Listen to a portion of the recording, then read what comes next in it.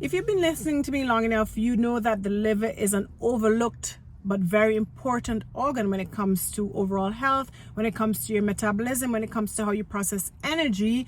And a lot of people, unfortunately, are taking supplements for the liver and so on and so forth. But behind the scenes, they're not tackling some of the underlying problems that are really counteracting or blocking the effects of some of these supplements, liver supplements. And actually, a lot of people are suffering from liver fatigue. You've heard of adrenal fatigue, and this is something we deal with in the hospital. Sometimes people come in and they're not able to mount a proper response because the adrenal glands are so tired. But also something that is overlooked is liver fatigue. I don't know if maybe I'm making that term up, but basically a tired liver. And in today's video, I'm going to talk about some of the things that are negatively impacting your liver and causing your liver to be tired, and therefore causing you to not be able to process energy in an effective, efficient way. Before I get into it, for those of you meeting me for the first time, I'm Dr. Amina, Goodwin, a physician and a health coach, and I help people with high blood sugar levels bring those blood sugar levels back down to normal without taking more medications. Why get normal blood sugar levels? Well, so that you can have great energy throughout the day, so that you can control food cravings and avoid weight gain, especially as you grow older, and so that you can live a longer, overall, much healthier life. All right, liver fatigue. The liver is a champion when it comes to health, metabolism, so many functions. It packages the nutrients from the food, all the food that we eat, and it sends those nutrients to wherever they're needed in the body. It stores energy for future use, so that when we're fasting, like between meals or while we sleep, we still have spurts of energy being produced to keep us going. The liver also is very important in getting rid of toxins. So our environment, our food, so many toxins we are exposed to in this modern day, and the liver is responsible for getting rid of those, eliminating them in the bile. The liver also is responsible, or very useful, right, in terms of metabolizing medication. So medications sometimes need to be broken down into their active form, and then also the liver is responsible for getting rid of excess levels of hormones in the body, including, by the way, insulin and even cortisol. But if our liver is suffering, how can it do all these vital functions? And if it's not able to do all these vital functions, how can we feel and live our best lives? We cannot. Okay, so what are some of the things that are causing your liver to be low power, to be in low power mode? You know, like your cell phone, you know, if the battery goes down and then after a while it goes in low power mode, and you can only do the most essential things like make emergency phone calls and so on. So when the liver is in emergency mode, low power mode, it just takes care of the basic essential things. Okay, what are some of the things that can be causing your liver to be in low power mode? Well, one, no surprise here, but one of them is alcohol. Now, alcohol use is a common thing. It's a normal thing. It's a cool thing. I thought it was, normal and okay myself. I used to drink alcohol. But now the more I read about alcohol and how it impacts the liver, the more I realize that, oh my goodness, alcohol may be one of the commonest causes of a low power liver. And the thing about alcohol that is hard to grasp because it's just so pervasive in society, but alcohol is a poison.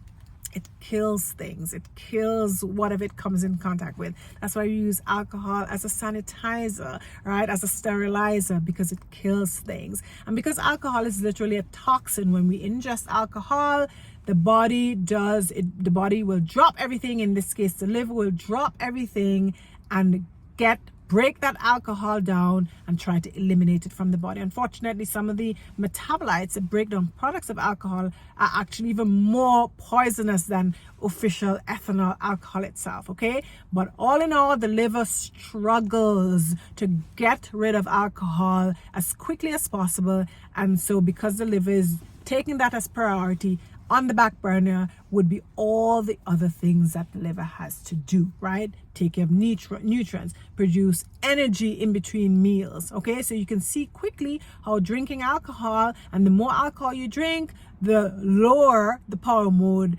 that the liver goes into. Okay, so alcohol a very common cause, very overlooked cause, because it's such a normal, natural, cool thing to do. Go out and have some drinks, all right?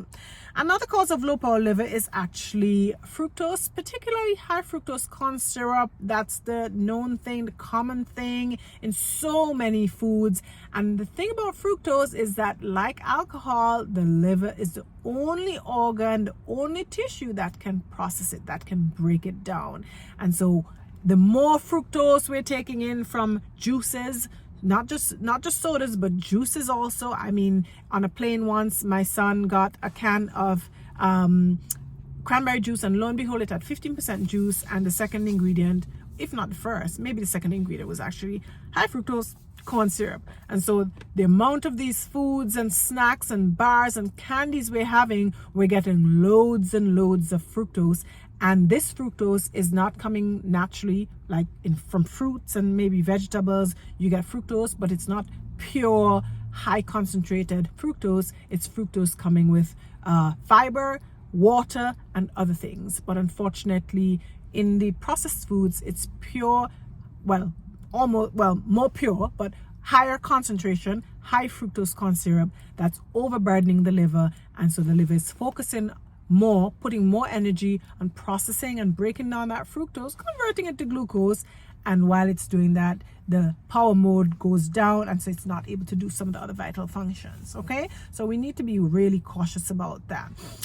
Third thing that can cause liver to go into low power mode is actually drugs, medications. Society has become very highly medicated. Every patient I see, they are taking 10, 15, 20 medications. Saw a lady today taking all sorts of medicines, including a seizure medicine, and unfortunately, she never had seizures, but she had a condition, an infection, and there was a risk of having seizures from that infection. And so she was started on seizure medicine, and unfortunately just sent home on it. And so she's been taking the seizure medicine for all this time and feeling so sluggish, so sleepy, and she probably doesn't even need it, right? So a lot of times people are taking medications. Many times you're taking medicines that you need. And by the way, do not listen to anything I say in terms of medical recommendations. I'm not giving any medical advice. I'm just giving information in general. Do not take any medical advice from anything I say.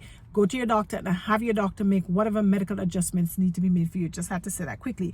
But generally speaking, at the end of the day, you want to assess the medicines that you're taking and have a discussion with your doctor about which of these medicines do you not need, because the reality is a lot of times people are on medicines and they do not need many of them. Okay, so sometimes medicines, Tylenol is a common one, but there's seizure medicines, like I said, a lot of mental health, psychiatric medicines, medicines for bipolar disorder, and then in my field, antibiotics, antifungal medicines.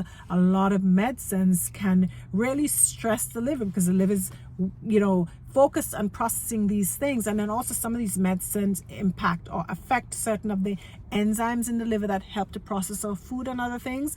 And so because these things are all blocked and changed and so on, the liver has less energy left to do the necessary things that it needs to do, right? So with this, you want to know what you're taking, if you need them, and the smallest dose possible of these things that you need, all right? Fourth thing that can put the liver in low power mode is vitamins. So a lot of people, so many patients, people are worried about prescription medicines but overlook the possible negative impact of vitamin supplementation.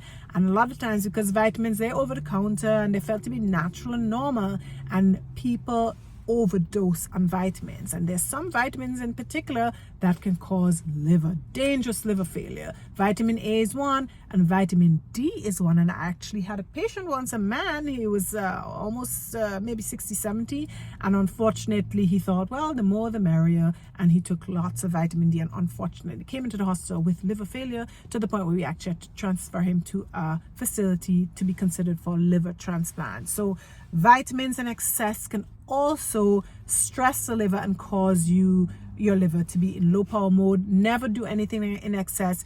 Even water is good for us, but water can be poisonous, and we have had people in the hospital had to take care of them for water poisoning because they took too much water, diluted their blood, and there was brain swelling. and in some cases people can die from it. Okay, so nothing in excess is good, not water, not vitamins. You don't want to stress your liver. And then the last thing that can cause low powered liver, and this is, you know, a really increasing growing problem, and this is a fatty liver. Now fatty liver, at least a third of people, at least in the United States, probably more, a third of the population is living with fatty liver disease. And unfortunately, fatty liver is something that is silent. You're not going to feel anything, you're not going to have any pain, and in many cases there are no abnormalities on the blood test, and it's an incidentally picked up or instantly found thing because of an ultrasound or a CT scan that was done for another reason. And the thing about fatty liver is that it's essentially sort of clogs the liver. So it's, the liver is kind of packed and clogged, and so because it's clogged, I'm just using like a word for you to really just kind of get what I'm talking about, it's not able to efficiently do the things it needs to be done, that need to be done.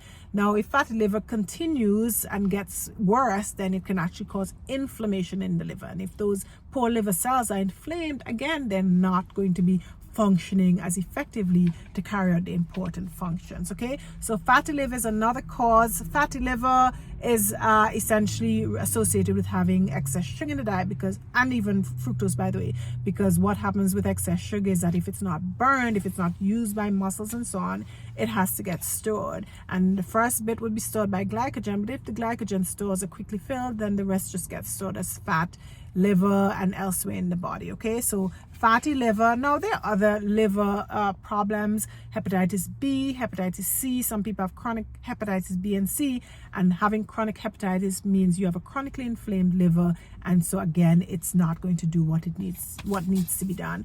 And then some people have autoimmune conditions where the body fights against itself, and you can have some of these autoimmune conditions affecting the liver, unfortunately, right? So anything essentially that stresses the liver can cause it to be in low power mode, and when your liver is in low power mode, it is not able to do all the important things that keep us healthy and strong, such as get rid of toxins, have backup energy sources for in between our meals, and also just sort of help process some of the medications and hormones that are in our system. Quickly, those things that cause low power liver: alcohol, fructose, medications, especially a lot of prescription drugs, vitamin supplements, especially vitamin A and vitamin D, and also diseases, liver diseases, commonest nowadays being fatty liver, but other diseases such as viral hepatitis. Hope you found this video helpful, and if you did, definitely share it with somebody who can benefit from it. Obviously, with the conditions, you seek medical attention and get your doctor to test you for some of these conditions or assess your risk, and then get some advice from your doctor as well about how things that you can change to improve your liver, get into normal power mode, out of low power mode. Thanks for watching, and I'll see you on the next video. Bye.